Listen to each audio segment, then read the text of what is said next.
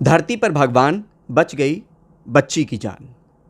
ये बात हो रही है पैनक्रियाटिक कैंसर की, और अपने आप में ऐसी तकनीक की सर्जरी जो दुनिया में पहली बार एम्स में की गई। और इस पर बात करने के लिए हमारे साथ डॉक्टर अंजन कुमार दुआ हैं, जो प्रोफेसर हैं एम्स के पेडियाट्रिक सर्जरी डिपार्टमेंट के।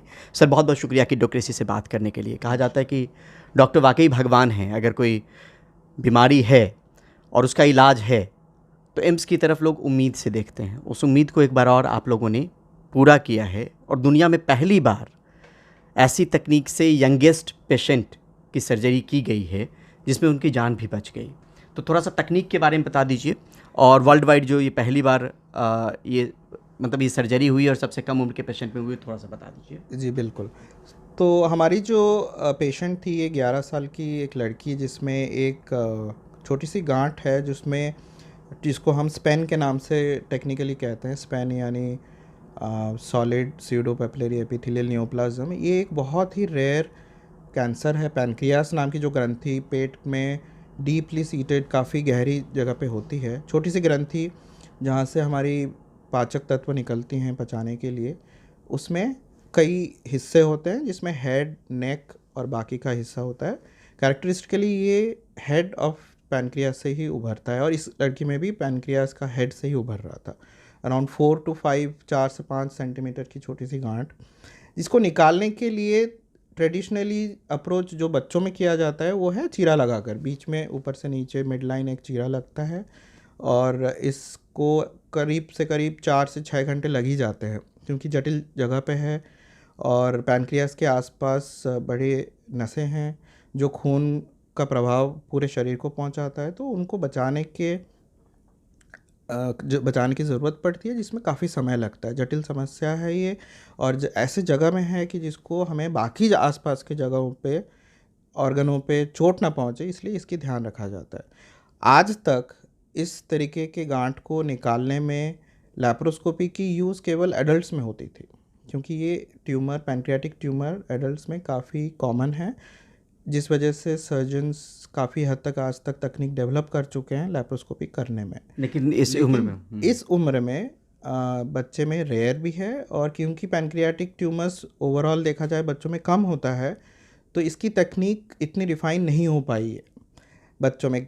क्योंकि हम यहाँ पे बाकी लैप्रोस्कोपिक सर्जरीज़ काफ़ी मात्रा में करते हैं, भारी मात्रा में, क्योंकि यहाँ रेफरल सेंटर है, तो हमारी एक्सपर्टीज़ काफ़ी बढ़ गई है। हमने इस चैलेंज को एक्सेप्ट किया कि क्योंकि एक लड़की है, इसको इतनी बड़ी चीरा लगाकर अगर हम करते हैं, आउटकम तो वही होगा, लेकिन आगे चल के इनको इशू होता है। तो हमने सोचा कि इस चैलेंज को एक्सेप्ट किया जाए, और बिना कैंसर की जो आउटकम है उसको कॉम्प्रोमाइज़ करते हुए किस तरीके से हम इसको निकालें, उसकी काफ़ी अच्छे से हमने प्लानिंग करी। बाकी हमारे रेडियोलॉजी के डॉक्टर्स हैं जिन्होंने हमें काफ़ी इन्फॉर्मेशन दिया इसके लोकेशन के बारे में, किस जगह पे है, किस तरीके से हम इसको अप्रोच करें। तो हम पूरी तरीके से प्लानिंग कर चुके थे कि इसको हम लैप्रोस्कोपी के लिए अप्रोच करेंगे। ऑब्वियसली कभी भी हमें डाउट होता है, कुछ भी होता है, हम कभी भी खोल सकते थे, लेकिन जी एक चीज़ और समझना चाहते हैं डॉक्टर अंजन, अब तक जो वर्ल्ड वाइड रिकॉर्ड रहा है वो किस उम्र का रहा है कि लैप्रोस्कोपी? बहुत अच्छा सवाल है ये। हमारे साउथ इंडिया में जेम हॉस्पिटल करके एक हॉस्पिटल है, जिसमें डॉक्टर पलनीवेलु, वो एडल्ट सर्जन हैं, लैप्रोस्कोपी के काफ़ी माने हुए सर्जन हैं। तो उनके under, if I am correct, 2016 में 13 ईयर्स की एक लड़की में उन्होंने किया था, और हमने 11 में किया है। 11 में किया है, और ये भी पीडियाट्रिक सर्जन द्वारा, जो कि इस पैनक्रियाटिक ट्यूमर को अप्रोच ट्रेडिशनली ओपन तरीके से ही किए हुए हैं। तो क्योंकि उनका अपना डॉक्टर पलनवेलु का बहुत भारी मात्रा में उनका लैप्रोस्कोपिक सर्जरीज़ की उनके हॉस्पिटल में होता है, उनकी अपनी पर्सनल एक्सपीरियंस बहुत हाई है। तो वो तो दैट इज़ अंडरस्टैंडेबल कि उन्होंने कर पाई ये चीज़।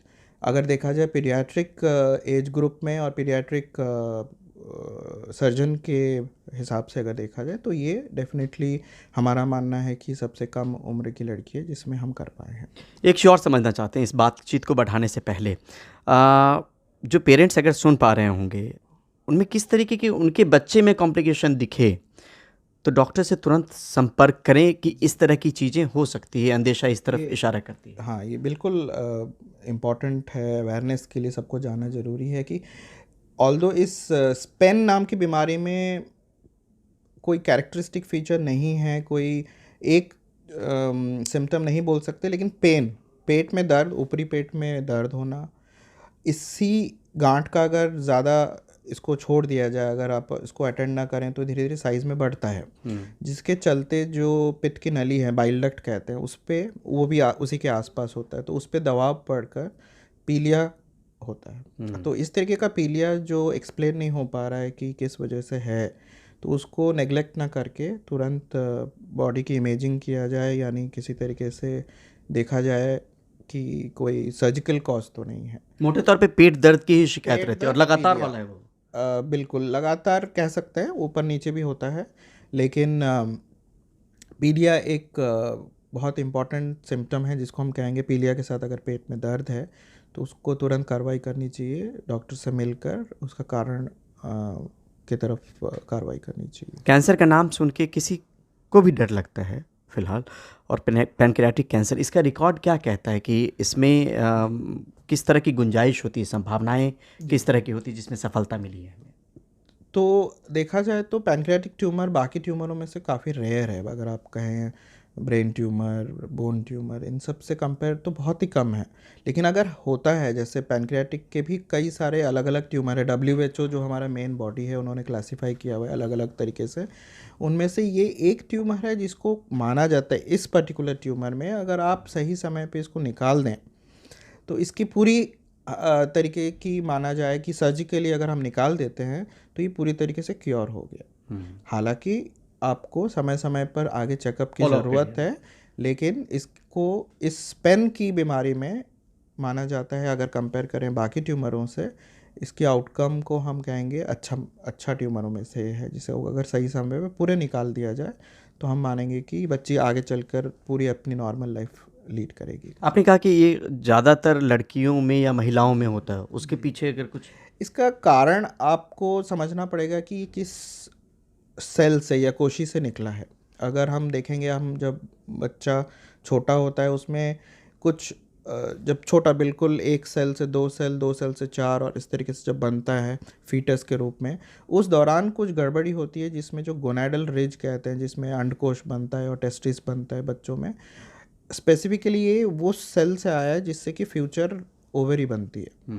तो उसका कुछ अंश गलत तरीके से रह गया है, पैनक्रियास के साथ अटैच होके वो बढ़ रहा है, वो धीरे धीरे बढ़ने लगता है। तो क्योंकि ये फीमेल्स में ही ओवरी का अंश है, एक सेल वहीं से आया है, तो इस वजह से 10:1। बट ये एक पॉस्टुलेट है, ये एक मानना है, इसको पूरी तरीके से आज तक रिसर्च में प्रूव नहीं किया गया है, लेकिन काफ़ी हद तक हमारे पास प्रूफ है कि जो सेल ऑफ ओरिजिन कहते हैं किसी ट्यूमर का, तो ये वही गोनैड की जो ओवरी, फीमेल गोनैड होती है, ओवरी कहते हैं अंडकोश, उसका एक जो एम्ब्रियोनिक फेज में जो कोशिकाएं है उनके साथ कनेक्शन है। तो वो अगर उस पर कुछ और म्यूटेशंस होते हैं, समय के साथ अगर कुछ और म्यूटेशंस होते हैं, तो वो उभर कर ट्यूमर का रूप लेता है।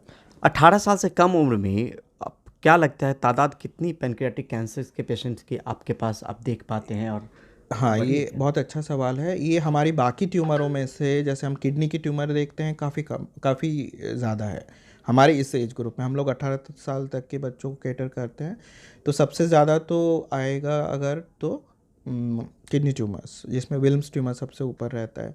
उसके बाद काफ़ी सारे और है, न्यूरोब्लास्टोमा करके एक है, हेपेटोब्लास्टोमा यानी लिवर के ट्यूमर है, फिर जर्म सेल ट्यूमर्स होते हैं। तो पैनक्रियाटिक ट्यूमर काफ़ी रेयर है, हम साल में बल्कि 2 साल में एक देखते हैं, इतना रेयर है। इतना भारी संख्या में हम मरीज़ देखते हैं, तब भी हमारी जो एक्सपीरियंस है, एक पैनक्रियाटोब्लास्टोमा करके भी एक पैनक्रियाटिक, तो स्पेन और पैनक्रियाटोब्लास्टोमा, यही दो इस एज में ज़्यादा से ज़्यादा पाया जाता है। लेकिन ज़्यादा से ज़्यादा बोलने के बाद ये मीनिंग ये है कि हमारे सेटअप में ये 2 साल में एक ही या 3 साल में 2 केस इस तरीके से आते हैं।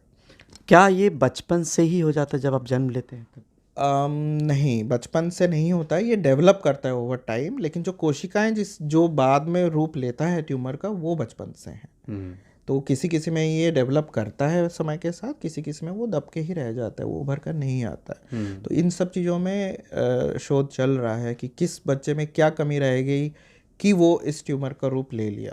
तो उसका एक लाइन में आंसर देना मुश्किल है आज के दिन में। कितना खतरनाक है अगर लापरवाही बढ़ती जाए, समय पे डॉक्टर को ना कंसल्ट किया जाए, ना दिखवाया जाए? ये अच्छा सवाल है। देखिए, अगर ट्यूमर कई तरह के होते हैं, ये मैलिग्नेंट ट्यूमर है। इस पर्टिकुलर केस में मैलिग्नेंट का मतलब ये है कि अगर हम इसको ट्रीट ना करें समय पर, तो ये अपनी जगह जहाँ से निकला है, ये head of tumour, head of pancreas से उभर कर आया है। ये पहले आपके आसपास में जो ऑर्गन्स हैं, डिओडनम है, लिवर है, पहले वहाँ फैलेगा और फिर वहाँ से दूर के अंगों पे, ब्रेन में, हड्डियों में, वहाँ पे भी फैल जाता है। अगर ये होता है, अगर फैल जाता है, तो उस समय हमारे पास कोई उपाय नहीं रहता उसको सर्जिकली ट्रीट करने। तो इस वजह से हम चाहेंगे कि ऐसे अगर कोई भी पेट में समस्या हो तो उसको लापरवाही ना किया जाए, उसको समय पर चेकअप करें ताकि ट्यूमर सीमित रहते उसकी इलाज सर्जिकली इस पर्टिकुलर केस में की जाए तो बहुत अच्छा रिजल्ट आए, वरना फिर ये लाइलाज बन सकता है। 11 साल की जो लड़की है, इसका कितना इलाज उस झारखंड में चलता रहा, उसके बाद दिल्ली आना हुआ, और कितने लंबे समय से? मेरे ख्याल से बच्ची काफ़ी लकी है। इस केस में हमारी मरीज़ जो है 1.5 महीने 2 महीने उनको वहाँ से पहला जो उनको इंडिकेशन मिला कि ग्रंथि में कुछ दिक्कत है, और हमारे पास पहुँचने में अराउंड 1.5 महीना लगा। लेकिन वहाँ पे अल्ट्रासाउंड में उनको पता लग गया था कि उसमें कुछ गड़बड़ी है, और उनको सही सलाह दी गई थी कि आप किसी ऐसी जगह में जाएं जहाँ पे ये डेली बेसिस पे या जहाँ पे एक्सपीरियंस हो इन चीज़ों को डील करने का।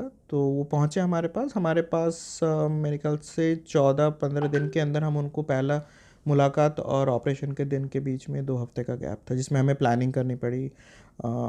उनका किस तरीके से इसको अप्रोच करें उसका प्लानिंग किया गया। तो हम, और फिर उसके बाद अराउंड 10 दिन और रुके हमारे पास ऑपरेशन के बाद। तो ये जो नई तकनीक, मतलब तकनीक जो बच्ची में आपने इम्प्लीमेंट किया है, एक तो एक नई संभावना दिखनी शुरू हो गई, अगर हाँ, ऐसा बिल्कुल, केस अगर कल को आता है। बिल्कुल। तो हमारा आपके माध्यम से यही हमारा मेन रीज़न है इसको प्रोजेक्ट करने का, कि ये जानकारी जाए कि हर ऑपरेशन को हम बड़ा चीरा लगाकर नहीं निकालें। कई मरीजों में भले ही ट्यूमर ना हो, उनमें एक डर रहता है कि हम अगर इतना बड़ा चीरा लगा देंगे आगे का जीवन कैसे चलेगा, स्पेशली गर्ल चाइल्ड में, जो हमारे समाज में आगे चल के रहता है कि शादी विवाह का के समय कोई प्रॉब्लम ना आए। तो इसलिए हम, ऐसा नहीं कि हम आँख बंद करके करते हैं, हमें काफ़ी सारे डिसीजंस को, फैक्टर्स को कैलकुलेट करके डिसाइड करना पड़ता है कि क्या इसमें बिना चीरा लगाए लैप्रोस्कोपिकली अगर करें तो उसका आउटकम कैसा रहेगा। तो हम पेशेंट सेफ्टी को कॉम्प्रोमाइज़ करके नहीं करेंगे। हाँ, लेकिन अगर सारे फैक्टर्स फेवरेबल हैं तो डेफिनेटली हम उसमें लैप्रोस्कोपी प्रेफर करेंगे अगर कर सकते हैं, बिना ऑन्कोलॉजिकल सेफ्टी को कॉम्प्रोमाइज़ किए। बहुत बहुत बधाई सर, बहुत बहुत बधाई। धन्यवाद। Thank you. धन्यवाद। Thank you.